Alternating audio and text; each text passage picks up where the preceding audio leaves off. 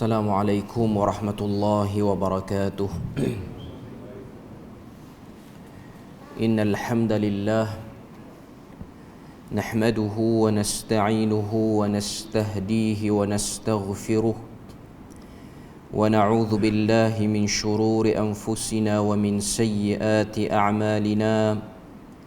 من يهده الله فلا مضل له ومن يضلله فلا هادي له. أشهد أن لا إله إلا الله وحده لا شريك له وأشهد أن محمدا عبده ورسوله.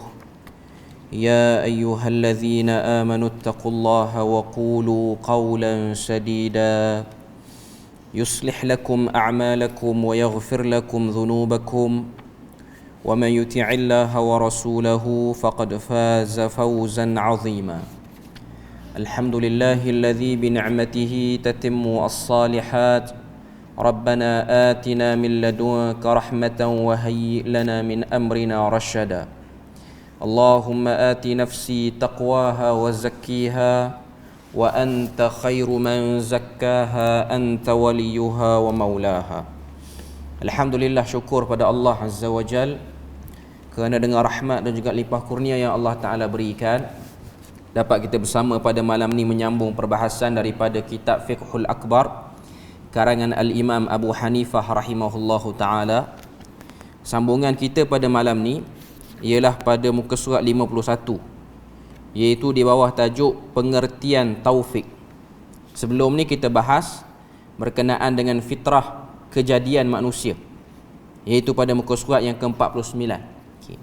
Jadi malam ni kita akan sambung pengertian taufik, iaitu pada muka surat yang ke-51. Ianya masih lagi membahaskan tentang Allah Ta'ala menjadikan kepada manusia ni adanya ikhtiar, iaitu kebolehan untuk memilih antara yang baik dan juga yang buruk. Okay. Kalau kita tengok pada muka surat 51 tu, dia datangkan satu ayat. Sebelum pada tajuk pengertian taufik tu, atas tu dia ada satu ayat, iaitu ayat 146 daripada surah Al-A'raf. Ayat ni dia ada hubung kait dengan apa yang nak kita bincang pada malam ni, iaitu Allah Ta'ala sebut pada ayat 146 di atas lagi pada tajuk pengertian taufik tu.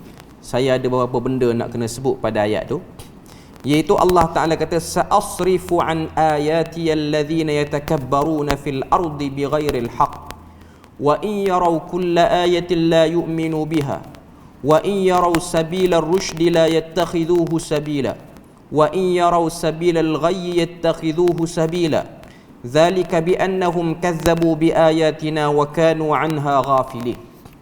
Pada ayat yang ke 146 surah Al-A'raf ni, Allah Ta'ala cerita tentang keadaan manusia yang tersilap pilih kerana dia samar dalam melihat kebenaran. Maknanya dia tak boleh beza mana satu yang betul, mana satu yang tak betul. Pada permulaan ayat tu Allah Ta'ala kata, sa'asrifu an ayati alladhina yatakabbaruna fil ard. Pada permulaan ayat tu pun dah penting dah. Ada beberapa poin yang kita kena ambil perhatian.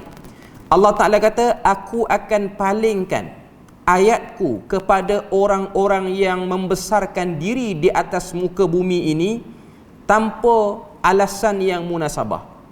Sa'asrifu an ayati alladhina yatakabbaruna fil ardi bighairil haqq. Sampai situ. Okey. Allah Ta'ala kata, aku akan tukar ayat aku, iaitu ayat-ayat yang cerita kebenaran dilihat sebagai kebatilan. Ayat-ayat yang menceritakan kebatilan dilihat sebagai kebenaran. Itu maksud tasrif, iaitu penukaran wajah. Siapa yang kena ni? Allah Ta'ala kata, allazina yatakabbaruna fil ard, yang besar diri di atas muka bumi ini. Yang tak besar diri tak kena benda ni. Sekarang ni poin dia ialah golongan yang besar diri bi ghairil haq, dia besar diri tanpa alasan yang munasabah. Apa yang jadi kesan daripada besar diri itu? Wa in yarau kulla ayatin la yu'minu biha. Tengoklah apa-apa tanda pun mereka tak peduli, mereka tak nak beriman pun dengannya. Wa in yarau sabila rusydi la yattakhizuhu sabila. bila mana mereka melihat jalan yang ada hidayah taufik. Rusydi itu maksudnya hidayah taufik. La yattakhidhuhu sabila. Mereka tak ambil jalan tu. Wa in yarau sabilal ghayyi yattakhidhuhu sabila. Tapi kalau mereka tengok jalan yang bengkang-bengkok, al-ghayy itu maksudnya yang gelong, yang tak betul, yang tak lurus, yattakhidhuhu sabila. Mereka ambil sebagai jalan. Dzalika bi annahum kadzdzabu bi ayatina. Itulah akibat kerana mendustakan ayat kami, wa kanu anha ghafilin. Dan mereka bila mana dengar ayat kami, mereka buat tak endah, mereka buat tak peduli. Okey. Ayat 146 ni Tuhan cerita tentang man yatakabbaruna fil ard. Siapa-siapa yang besar diri atas muka bumi, dia akan mengalami masalah untuk kenal kebenaran. Dan masalah dia sangat serius, kritikal. Iaitu dia dah tengok kebenaran itu kebatilan, kebatilan itu kebenaran. Ini ialah masalah yang sangat bahaya. Sebab apa? Datanglah dakwah tara mana pun, datanglah pendakwah yang paling lunak cerita pada dia kebenaran, dia tak boleh beza lagi pada waktu tu. Sebab itulah kalau kita tengok, Allah Ta'ala dia highlight kaum-kaum yang ada penyakit takbur ni. Kita baca dalam Al-Quran. Contoh, saya nak ambil contoh surah-surah yang ada pada juzuk 30. Okay. Kita baca dalam surah Al-Fajr. Allah Ta'ala sebut, Alam tara kaifa fa'ala rabbuka bi'ad. Tidakkah kamu lihat apa yang telah kami jadikan, kami buat kepada penduduk Ad. Kemudian Tuhan sebut tentang kaum Thamud, alladzina jabu sakhra bil wad. Tuhan cerita tentang kaum Thamud. Kemudian Tuhan sebut wa fir'auna dzil autad. Tiga kaum, Ad, Thamud, Firaun. Okay. Ketiga-tiga ni problem dia apa? Problem dia sombong diri. Surah Al-Fajr, walaupun perbahasan kita ni tak kena mengena, sebab saya rasa surah-surah ni ialah surah-surah yang kita biasa baca, dan surah-surah yang kebanyakan orang kita ni dia ingat. Surah Al-Fajr ni antara benda paling besar dalam surah tu, 30 ayat tu, ialah ayat yang berbunyi ya ayyatuhan nafsul mutmainnah irji'i ila rabbiki radiyatan mardiyah. Ayat tu, wahai nafsu yang tenang, jiwa yang tenang, baliklah kamu kepada Tuhanmu dalam keadaan diredai. Okay. Dalam surah tu 30 ayat tu, Tuhan cerita tentang ada orang yang tenang dengan kebenaran, ada orang yang tenang dengan kebatilan. Contoh kaum Ad, kaum Thamud, Firaun. Tiga-tiga kaum ni, tiga-tiga fasa manusia-manusia hebat ni. Sebab kaum Ad ada tamadun dia, Thamud pun ada tamadun dia, Firaun lagilah ada tamadun dia. Sampai sekarang kita boleh tengok kemajuan tamadun Mesir purba tu masih lagi wujud. Dan itu menjadi mercu tanda bagi negara Mesir hari ini. Okey. Ketiga-tiga kaum ni dia ada masalah tak kenal siapa pencipta. Tahu diri dicipta, tapi siapa pencipta yang sebenar tak kenal. Datang Rasul, Tuhan hantar beritahu, pencipta sebenar yang ni, kamu kena sembah hormat yang ni. Tak nak terima. Bukan setakat tak nak terima, besar diri. Sebab utusan yang Tuhan hantar tu lekeh, biasa saja di mata dia. Jadi bila mana ada penyakit tu dalam hati, apa yang akan jadi? Ni, ayat 146 ni. Tasriful ayah. Bertukarnya kebenaran menjadi kebatilan, kebatilan menjadi kebenaran. Dan dalam surah Al-Fajr, Allah Ta'ala clear lagi. Kenapa jadi besar diri tu? Allah Ta'ala kata, wa ta'kuluna at-turatha aklan lamma wa tuhibbuna al-mala hubban jamma. Mereka makan harta pusaka orang dulu dengan cara salah, mereka minat pada harta dengan minat yang luar biasa. Itu penyakit dia. Itu Allah Ta'ala highlight penyakit dia. Okay. Jadi saya nak cerita ni, bila mana kita tengok satu orang dia tak boleh kenal kebenaran, penyakitnya sama je. Daripada mana-mana zaman sampai zaman sekarang, ialah terpedaya dengan materialistik yang ada atas dunia ni. Penyakit dia yang tu. Tuhan tak marah untuk kita ambil harta-harta yang ada atas dunia. Cuma harta-harta ni dia ada kesan sampingan dia. Tak kena gaya, kita boleh kena macam penyakit umat-umat terdahulu yang lebih hebat pada kita hari ini, lebih hebat daripada kelompok pertama yang turun Quran, iaitu Quraisy, dan mungkin lebih hebat daripada mana-mana manusia yang akan datang ni. Kita tak tahu kehebatan kaum Ad, kaum Thamud. Cuma Tuhan cerita, kaum Ad ada kehebatan dia, Thamud ada kehebatan dia, Firaun ada kehebatan dia. Tapi semua itu hancur. Semua tu tak tinggal bekas pun. kerana ada satu penyakit, takabur. Takabur menyebabkan mereka tak boleh beza antara kebenaran dan juga kebatilan. Okey. Sekarang ni, malam ni kita nak sambung pengertian taufik. Manusia yang betul-betul boleh kenal taufik ni macam mana. Okey. Dia ta'rifkan dulu taufik tu. Kita tengok muka surat 51 perenggan paling bawah. Seseorang yang dapat mengikuti jalan hidayah dikatakan sebagai mendapat taufik. Seseorang yang mengikuti jalan hidayah dikatakan sebagai mendapat taufik. Okey. Pertama kita kena tahu, hidayah tu dia ada banyak jenis. Okey. Hidayah jenis taufik dan hidayah jenis irsyad.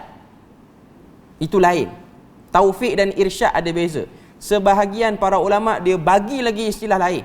Okey, nanti kita akan sebut. Okey. Dia sebut sini taufik ialah keselarasan antara kehendak hamba dengan qada dan qadar Allah Azza wa Jalla. Ini taufik. Ini taufik. Maknanya bila mana satu orang hamba tu dia buat sesuai yang Tuhan suruh, dia telah ikut taufik. Dia telah ikut taufik. Okey. Ia merangkumi kebaikan dan kejahatan yang merupakan saadah iaitu kebahagiaan dan syaqawah iaitu kecelakaan dan kesengsaraan. Okey. Dia nak sebut pada kita ni, pada perenggan ni, dia nak kata satu orang yang dapat taufik, dia ikut taufik tu. Maknanya dia orang yang mengikut projek Tuhan untuk kelompok manusia yang Tuhan redha. Itu projek Tuhan. Okay. Ada satu kelompok lagi dapat hidayah tapi tak ikut, tak peduli, tak hiraukan pun, tak endahkan pun pada hidayah. Dia masuk dalam projek satu lagi, iaitu projek manusia-manusia yang celaka. Yang ni pun ketentuan Tuhan. Kedua-dua ketentuan Tuhan. Maknanya nak jadi manusia baik pun ketentuan Tuhan, nak jadi manusia jahat pun ketentuan Tuhan. Cuma sekarang kita kena tahu, kita ada kuasa pilih untuk pilih nak jadi baik ataupun nak jadi jahat. Waktu kita pilih, kita akan dapat automatik package dia. Dan bila mana kita gelong dalam package tu, kita akan pergi ke package yang kedua, iaitu package kejahatan. Dan satu orang yang duduk dalam package kejahatan, dia bosan dengan kejahatan, dia nak keluar, dia akan pergi ke package yang kedua juga, iaitu package kebaikan. Cuma yang bahayanya, bila mana ada satu di tengah tu, syubuhat. Syubuhat ni apa dia? Kesamaran. Macam kita sebut tadi lah, ayat 146. Yang melihat batil itu benar, benar itu batil. Yang ni bahaya. Dan semakin akhir zaman ni, semakin dekat akhir zaman ni, dia pergi ke arah tu. Semakin banyaklah benda-benda yang disebut sebagai syubhat. Maknanya zaman kita ni lagi dahsyat lagi lah benda tu. Sebab tu Nabi sebut dalam hadis. Nabi kata, al-halalu bayyin wal haramu bayyin. Yang halal itu jelas, yang haram itu jelas. Wa bainahuma umurun mushtabihat. Tapi di antara halal dan haram tu ada satu benda, nama dia mutasyabihat ataupun kata apa, syubhah. Nabi sebut dalam hadis.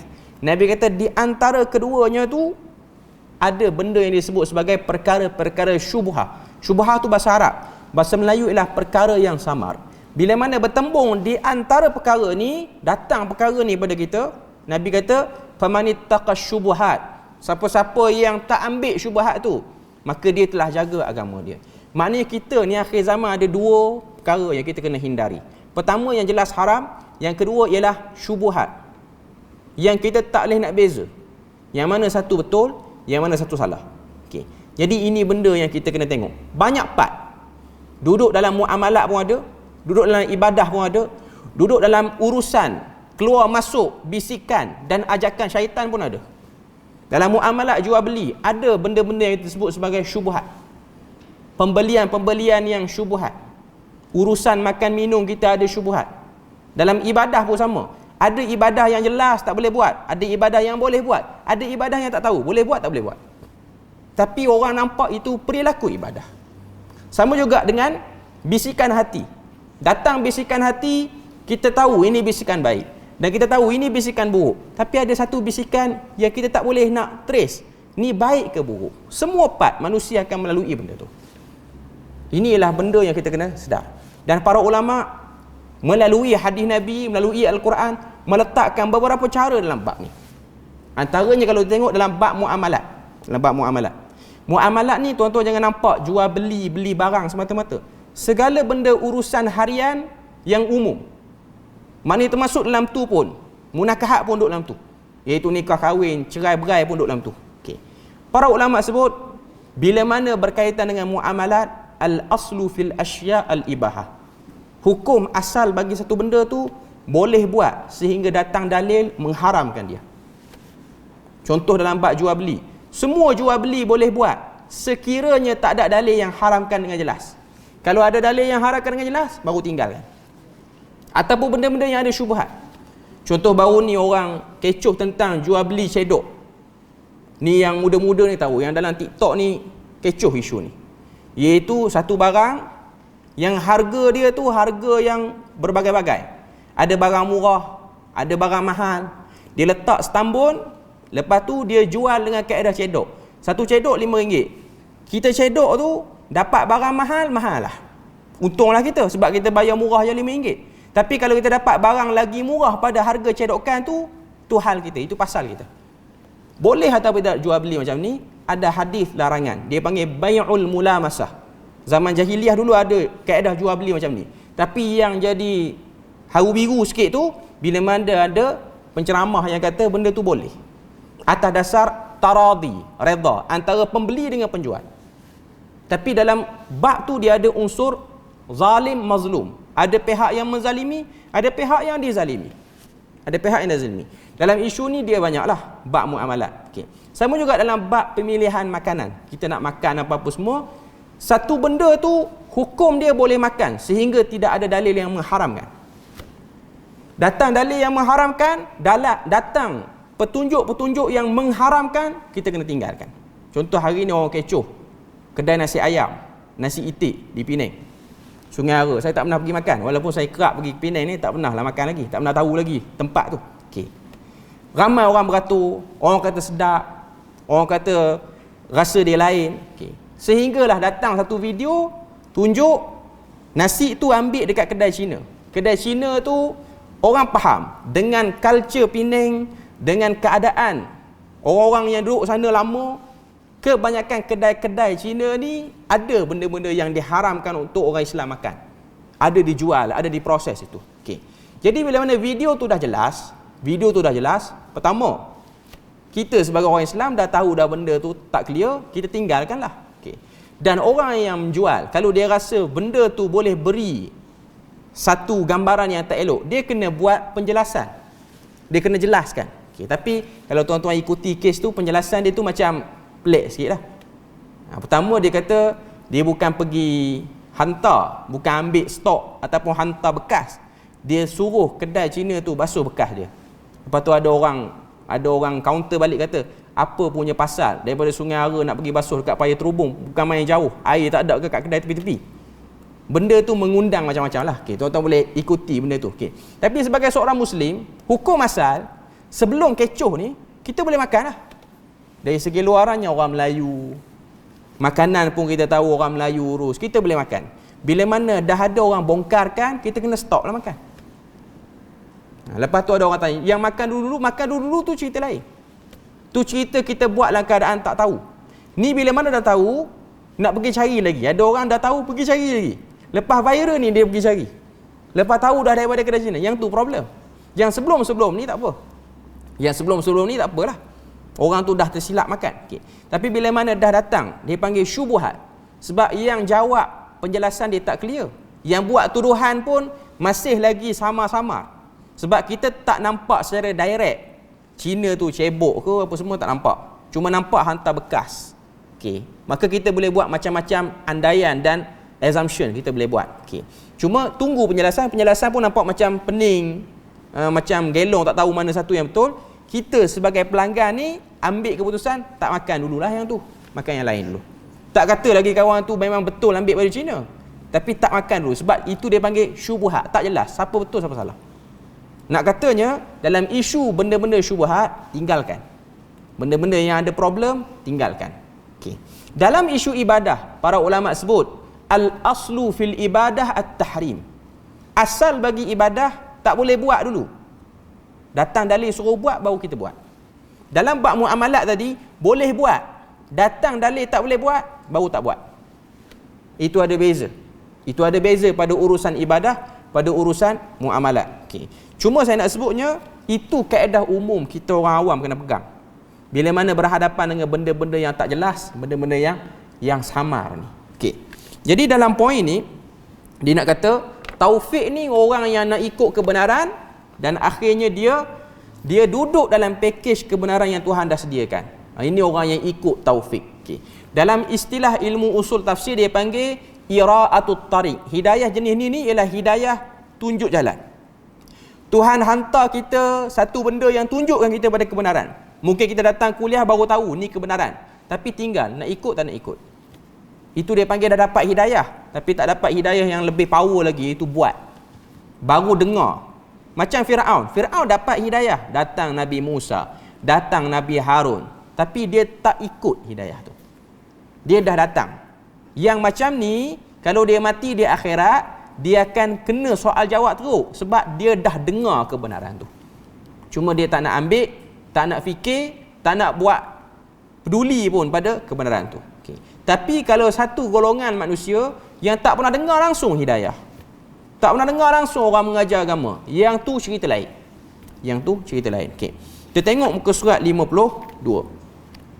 Tetapi umumnya taufik bermaksud apa yang selaras dengan qada dan qadar yang membawa kepada saadah. Ini takrif yang lebih tepat bila mana kita bahas tentang taufik. Maknanya apa saja benda yang menyebabkan kita nak pergi pada benda-benda yang baik yang Tuhan redha, itu orang yang mengikut taufik dia panggil.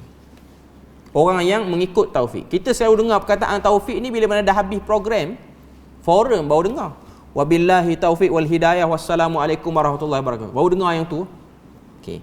Sebenarnya perkataan tu dia ada silap sikitlah, cuma nak sebutnya perkataan taufik ni maksud dia itulah, iaitu satu benda yang akan menyebabkan kita kenal kebenaran. Belum terima lagi. Ini dia panggil taufik. Hidayah jenis taufik. Okey. Sebagaimana ilhad, ungkapan tentang condong dan sengit, dikhususkan pemakaiannya kepada condong kepada kebatilan. Okey.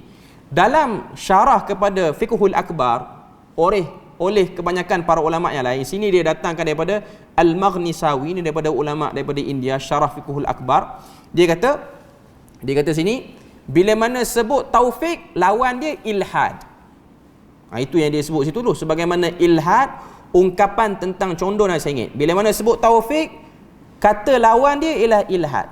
Taufik orang ikut kebenaran, ilhad orang ikut kebatilan. Sebab tu orang-orang yang jahat, orang-orang yang iman dia tak betul, Arab akan panggil mulhid orang tu. Lam ha dal. Ilhad. Alif lam ha dal. Ilhad ataupun mulhid maknanya orang yang cenderung sengit kepada kebatilan. Orang-orang yang dapat taufik dia panggil al-muwafiqin. Ini orang-orang yang dapat taufik. Dia dapat kebenaran, dia setuju dengan kebenaran tu. Okey. Sesiapa yang memilih kebenaran, maka dipermudahkan untuk jalan kebahagiaan. Firman Allah Ta'ala surah Al-Lail ayat yang kelima sampailah ayat yang ketujuh. Allah Ta'ala sebut fa amma man a'ta wattaqa. Adapun orang yang memberi apa yang ada padanya ke jalan kebaikan dan bertakwa, iaitu mengerjakan suruhan Allah dan meninggalkan segala larangannya. Wa saddaqa bil husna, serta ia meyakini, mengakui dengan yakin akan perkara-perkara baik. Fasanuyassiruhu lil yusra, maka sesungguhnya kami akan memberikannya kemudahan untuk mendapatkan kesenangan, iaitu syurga. Ayat ni kita kena pegang elok-elok. Orang yang nak ubah diri dia, kalau dia nak ubah diri dia betul-betul, dia akan jumpa jalan tu. Cuma peringkat awal untuk jumpa, untuk dapatkan suasana yang dia nak tu, dia ada beberapa risiko yang dia kena tanggung. Nak jumpa jalan hidayah yang betul. Contoh satu orang yang penuh dengan kejahatan, datang keinsafanlah diri dan nak berubah, nak jadi baik.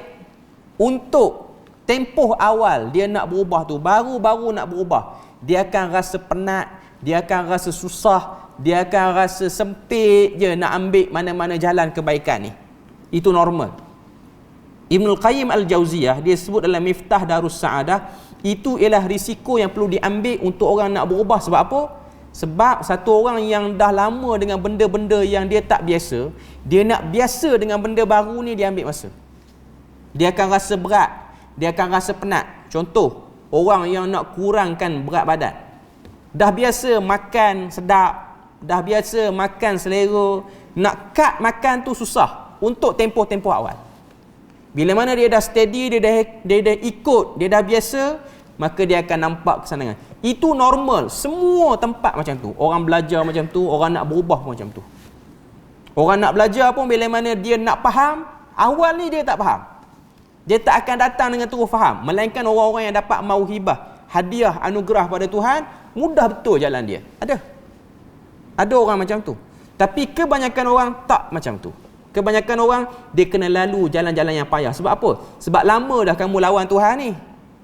Dalam satu masa lagi, dalam satu part lagi kita nak faham, yang jadi berat ni, ada orang dia nak masuk Islam ke, dia nak berubah jadi baik ke, contoh dia nak tinggalkan kawan-kawan dia yang tak elok, dia kena pulau, dia rasa dia seorang diri. Itu semua fasa pembersihan diri dia dulu. Sebab tu ada orang yang dia kaya, lepas pada tu dia nak berhenti. Dia nak berhenti daripada kebiasaan kaya dia yang tak elok. Saya ada terbaca satu buku La Tahzan. La Tahzan ni ada dua orang penulis. Satu orang nama dia Dr. A'id Al-Qarni di Arab Saudi. Satu orang lagi daripada Kuwait, saya tak ingat nama dia. Cuma orang lebih kenal La Tahzan A'id Al-Qarni tu. Dia cerita pengalaman dia duduk di Kuwait, negara yang kaya lah. Waktu dia pergi satu kedai, dia tu penceramah. Saya tak ingat nama dia sebab tiba-tiba je datang. Dia penceramah terkenal, pendakwah lah, da'i, doktor pensyarah pun dia jugalah. Maknanya itu normal lah bagi negara Arab, satu orang pendakwah agama ni dia ada sijil pendidikan yang baik. Jadi bila mana dia pergi ceramah di Kuwait, dia bukan orang Kuwait pun, dia orang negara lain. Cuma waktu dia datang tu orang welcome dia, orang bagi dia layanan selayaknya macam tempat kita lah. Ustaz-ustaz mana datang, dia akan diberi layanan yang elok lah oleh tempat tu. Sehinggalah orang yang uruskan perjalanan kuliah dia, masjid demi masjid, tempat apa-apa semua ni, beritahu kepada dia, kita akan makan tengah hari di satu tempat yang sangat famous di Kuwait ni. Sampai-sampai restoran tu kena beratur panjang. Jadi Syekh ni tak beratur lah sebab dia VIP, dia ustaz yang dimuliakan.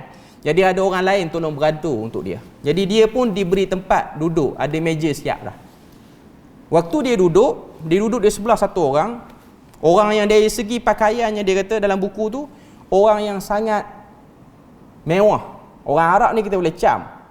Orang yang lama duduk negara Arab dia boleh cam. Ini Arab yang ada pangkat lah dari segi pakaian dia. Walaupun semua pakai jubah, tuan-tuan tengok semua pakai jubah je, tapi ada beza jubah orang kaya dengan jubah orang biasa. Ada lain beza dia. Jadi waktu dia duduk, dia perasan, dia rasa tak selesa duduk tepi orang kaya ni sebab dia ada bau something. Bau tu ialah bau orang yang selalu minum arak, mulut dia, nafas dia bau macam tu. Nafas dia bau macam tu. Sehinggalah yang lelaki tu tanya pada Syekh ni, kamu rasa terganggu ke? Ya, aku rasa terganggu. Dia kata, aku ni memang orang yang minum arak. Tu di Kuwait tu, di negara Arab tu. Tuan-tuan kena ingat, yang minum arak tu pakai serbannya dengan igannya dengan jubah tu, itu normal di sana, itu normal. Kalau di Bahrain dia lagi hebat lagi lah. Sebab Bahrain ni dia macam, kalau macam negara Eropah dia macam Hollywood, dia macam Las Vegas. Itu bagi negara Manama, Bahrain tu normal lah. Sebab tu orang Saudi nak berjoget, dia pergi Bahrain. Macam kita orang Melayu nak pergi berjoget, pergi Thailand lah. Jadi itu kebiasaan dia di Bahrain. Jadi bila mana dia kata bau mulut dia tu ialah bau orang minum arak, baru datang makanan, Syekh tu pun bersembang dengan dia. Cerita dia panjang lah, dalam buku La Tahzan tu cerita dia panjang. Sehinggalah dia mengaku banyak benda depan Syekh tu. Dia kata, aku bukan setakat minum arak, aku duk buat black market punya program ni, punya perniagaan. Apa dia seluduk dadah al-hashish. Hashish ni dadah lah. Maknanya dia tu orang kaya, minum arak. Kekayaan dia tu datang daripada smuggle dadah apa semua ni, semua dia duk buat di Kuwait, di negara Arab. Benda tu sampai di sana. Jadi lepas selesai Syekh tu pun taklah kata hang ni betul mangkak lah buat benda. Tak kata lagi. Nanti dululah, benda tu tak kena cara lagi. Terus beritahu macam tu. dia beritahu, dia convince, dia cakap cerita tentang rahmat Tuhan apa semua. Ujung tu dia kata pada Syekh tu, aku nak minta kamu belanja makanan yang aku makan ni. Syekh tu kata sebab apa? Sebab dia lagi miskin, maknanya dia tak kaya macam kawan tu. Dia kata aku nak rasa duit halal sebab aku dah rasa duit aku ni semua haram semua. Jadi kamu belanjalah.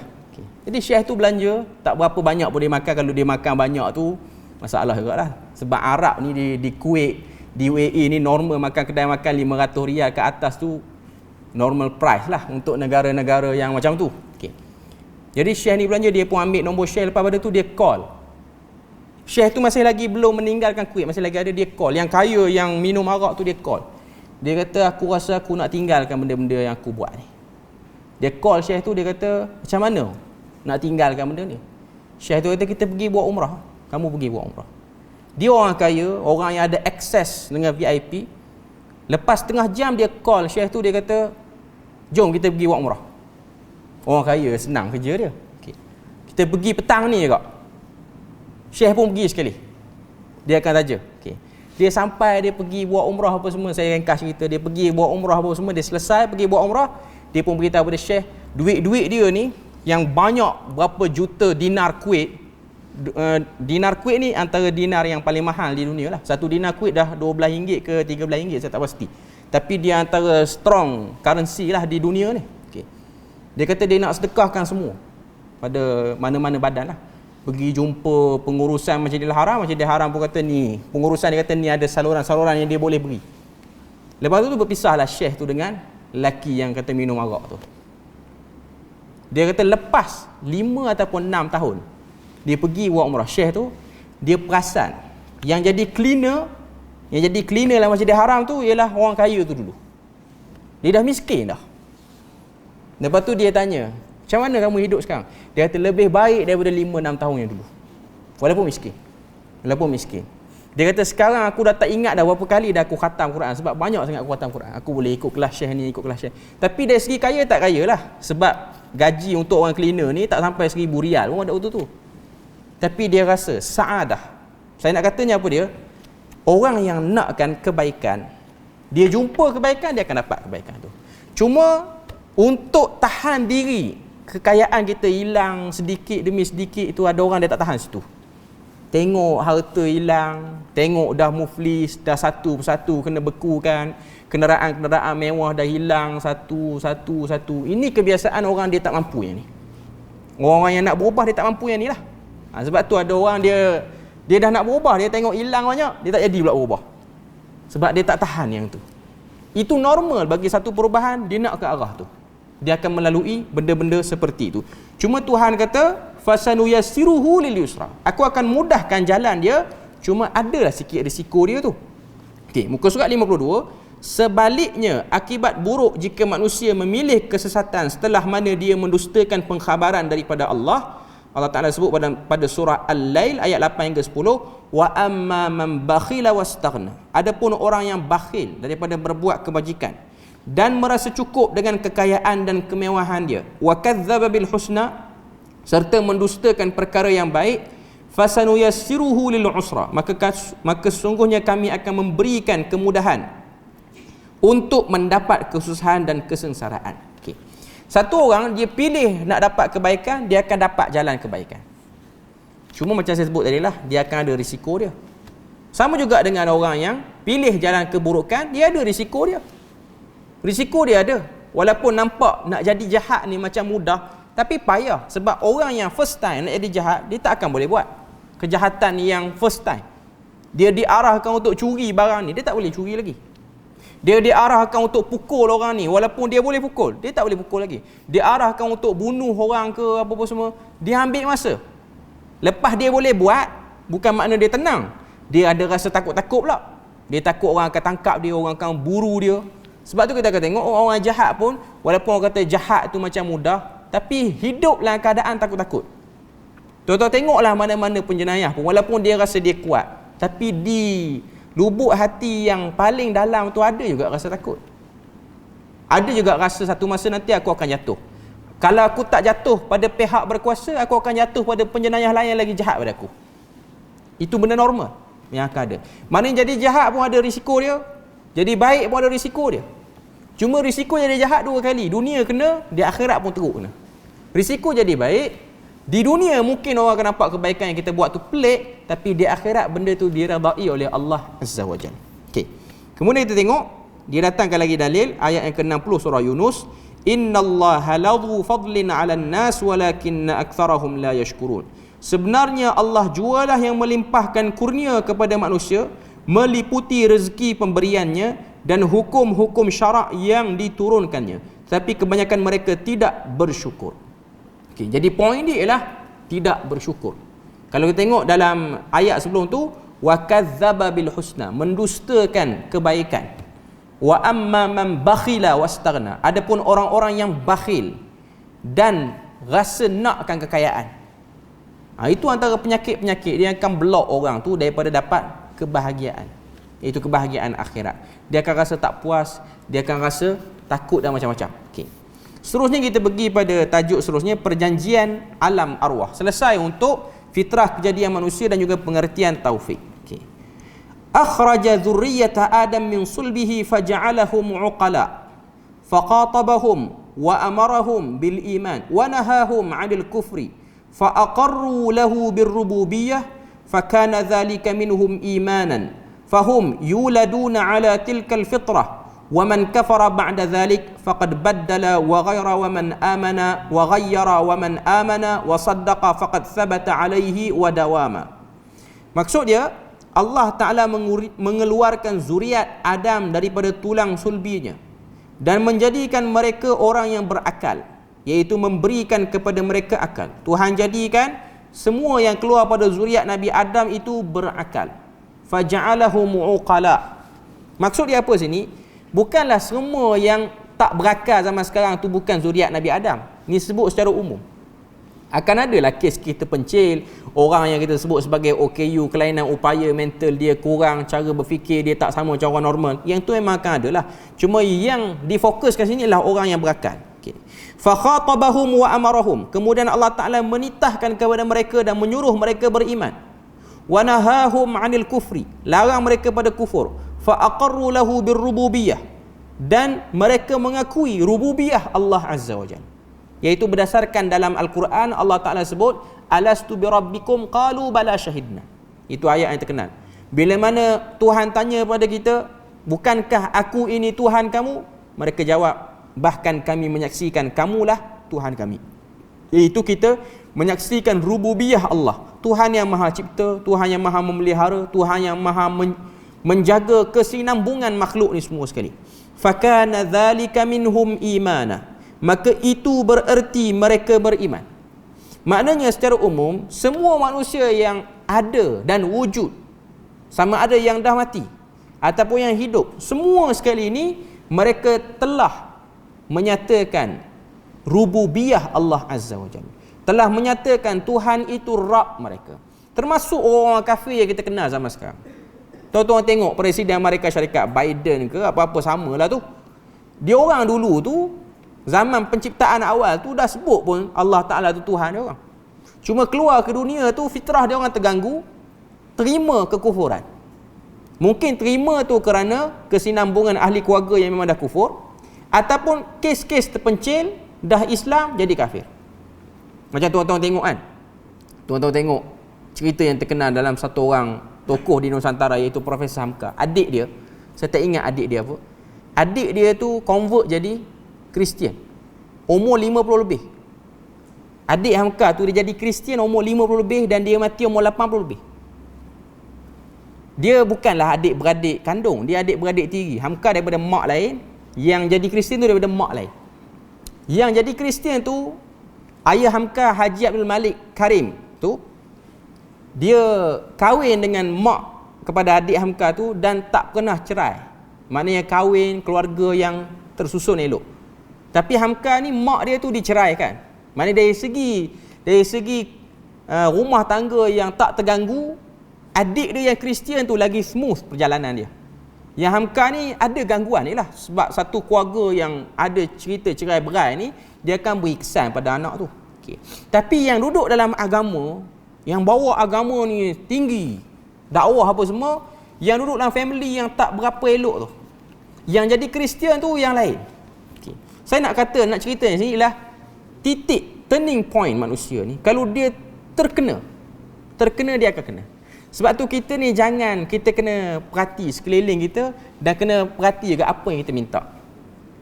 Saya ingat dulu saya ada pernah dengar kuliah almarhum Profesor Dr. Harun Din. Dia pernah cerita tentang ada satu kes datang jumpa dia waktu dia jadi pensyarah tu. Dia ada satu orang ni, dia Islam Muslim, haji, bawa balik haji jadi Kristian. Sebab apa jadi Kristian? Waktu wukuf di Arafah tu dia berdoa pada Allah, ya Allah, tunjukkanlah aku agama yang benar. Tengah-tengah duduk wukuf di Arafah tu, turun satu lembaga daripada atas mengaku dia Nabi Isa dan Jesus. Dia balik Malaysia, dia baptis, dia masuk Kristian selepas bergelar haji. Sebab dia pergi minta benda bukan-bukan. Poin dia ialah pergi minta benda bukan-bukan di tempat yang baik. Okay. Sebab kita dah tahu wukuf di Arafah tu bukan kawasan kebal syaitan pun. Syaitan akan ada. Itu benda kita dah tahu. Okay. Syaitan akan ambil kesempatan di atas doa-doa kita. Walaupun tuan-tuan nampak orang duk lontar syaitan tu bahagian pada isyarat saja. Okay. Cuma nak katanya ada orang dia minta benda bukan-bukan. Dia dah duduk dah atas kebenaran ni. Maknanya dia tak yakin pada ilmu kebenaran ni. Sebab apa dia tak yakin? Sebab dia sendiri tak mendalami kat mana yang dia kurang yakin tu. Sebab tu kalau ada orang tanya, macam mana orang ni dia boleh murtad? Macam mana orang ni dia boleh bunuh diri? Jawapan tu tak ada kepada pakar psikologi ke, tak ada pada pakar psikiatri. Yang jawapan tu ada pada pesakit tu. Dia tahu dekat mana kurangnya diri dia. Dia sendiri yang tak keluarkan benda tu. Bila mana orang tanya, dia cerita tak betul. Dia cerita tak habis. Itu antara sebab satu orang tu dia boleh kekal dalam benda-benda yang macam ni. Dia layan benda-benda seperti itu. Dan syaitan ni dia macam-macam sudut dia boleh rosakkan kita. Okey. Kemudian kata Al-Imam Abu Hanifah, dia kata, bila mana mereka mengakui rububiyah Allah Azza wa Jal, maka itu bererti mereka beriman. Maka mereka dilahirkan dengan fitrah itu. Sesiapa yang kufur selepas itu bererti dia telah menukar dan mengubah fitrahnya. Sebaliknya sesiapa yang beriman dan membenarkan berertinya dia tetap dan teguh di atasnya. Dalam huraian tengok apa yang dia sebut. Sejak di alam arwah atau zaman alastu birabbikum, tu ayat Quran lah. Manusia telah memberikan kesaksian tentang rububiyah bagi Allah Azza wa Jal. Rububiyah bermaksud mengimani bahawa Allah Ta'ala pencipta. Kita pergi dalam wazal dulu. Okay, kita tengok sikit lagi sambungan. Bila mana dia nak huraikan tentang fa'aqarru lahu birrububiyah. Fa'aqarru lahu birrububiyah tu maksudnya ialah bila mana roh-roh itu mengaku berdasarkan ayat yang ke 172 dalam huraian tu dia ada letak ayat tu, iaitu ayat berbunyi wa idz akhadha rabbuka, surah Al-A'raf, wa idz akhadha rabbuka min bani adam min zuhurihim dzurriyyatahum wa ashhadahum ala anfusihim alastu birabbikum qalu bala syahidna an taqulu yaumal qiyamati inna kunna an hadza ghafilin. Maknanya ini ayat pengakuan, mereka semua mengaku. Semua yang kafir sekarang ni pun dia mengaku. Termasuklah yang tak sampai hidayah pada mereka. Semua sekali. Sebab ayat tu ialah umum. Okay. Cuma nak katanya ialah dia hanya mengaku rububiyah baru. Belum lagi mengaku uluhiyah, belum lagi mengaku aspek-aspek tauhid yang lain. Okay. Cuma nak katanya ialah ini ialah satu penegasan daripada Tuhan. Nak katanya setiap manusia dia akan ada, dia keluar pada perut mak dia tu, dia ada rasa nak mencari fitrah yang betul. Itu memang ada. Itu memang ada, tak dapat dinafikan. Cuma mereka tak layan benda tu dan akhirnya mereka ikut benda yang tak betul. Termasuklah yang sembah-sembah berhala ni pun, dalam jauh di sudut hati ada benda yang dia rasa tak kena pada sembahan tu. Termasuklah Kristian ke apa-apa sajalah agama pun. Okay. Selama mana agama tu bukan berpaksi wahyu yang betul, ada unsur tokok tambah, maka manusia yang menganut agama tu akan rasa tak selesa dengan beberapa angle agama tu. Beza dengan Islam dan lain-lain. Okay. Cuma tu kita akan bahas pada minggu yang akan datang. Kita akan bahas lagi perbahasan kita ni, perjanjian di alam arwah. Lepas tu kita akan masuk bab berkenaan dengan manusia itu berada di atas ikhtiar yang diberikan oleh Allah Azza wa Jal.